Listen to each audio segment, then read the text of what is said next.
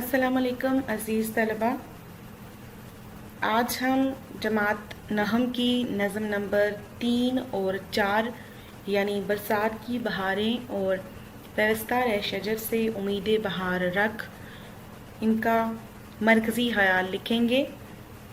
मरकज़ी ख़याल लिखने से पहले चंद बातों का ख़याल रखना चाहिए। सबसे पहले तो मरकज़ी ख़याल कैसे लिखा जाए। मरकज़ी ख़याल में हम नज़म में बताए गए चंद अहम नुकात को लिखते हैं ताकि मरकज़ी ख़याल पढ़कर हमें पता चल जाए कि ये नज़म किस बारे में लिखी गई है। अशार की तरतीब से अहम नुकात को लिखना चाहिए।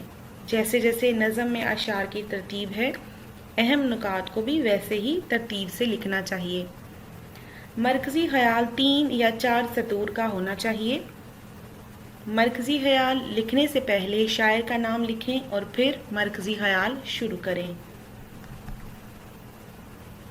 नज़म बरसात की बहारें, इसके शायर हैं नज़ीर अकबर आबादी। मरकज़ी ख़याल है, ये नज़म अवामी शायर नज़ीर अकबर आबादी की तहरीर करता है। इस नज़म में शायर बरसात के मौसम में होने वाली तब्दीलियों के बारे में ज़िक्र करते हुए कहते हैं कि बरसात का मौसम कुदरत का एक बेहतरीन तोहफ़ा है। इस मौसम में मुसलसल बारिशों की वजह से हर तरफ सब्ज़ा लहलहाता नज़र आता है।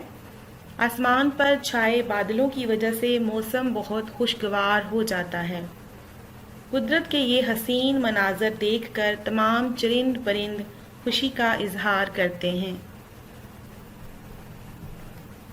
पेवस्ता शजर से उम्मीद बहार रख, शायर का नाम है अल्लामा मोहम्मद इकबाल।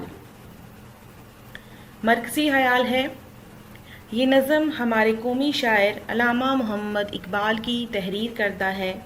इस नज़म में शायर उम्मत मुसलमा को इत्तफ़ाक़ व इत्तेहाद का दर्स देते हुए कहते हैं कि फ़र्द की तरक्की और फलाह कौम से वाबस्ता है। मिल्लत से जुदा होकर इंसान की पहचान ख़त्म हो जाती है। इसलिए मुसलमानों को चाहिए कि वो आपस के इख्तिलाफ़ात को भुलाकर मिलजुल कर तमाम मसाइल हल करें। उन्हें अपने अंदर ईमान की वही क़ुव्वत पैदा करनी होगी जो उनके आबाओ अजदाद की खासियत थी। तब वो अपने तबाहकुन हाल को माजी जैसा शानदार बना सकते हैं।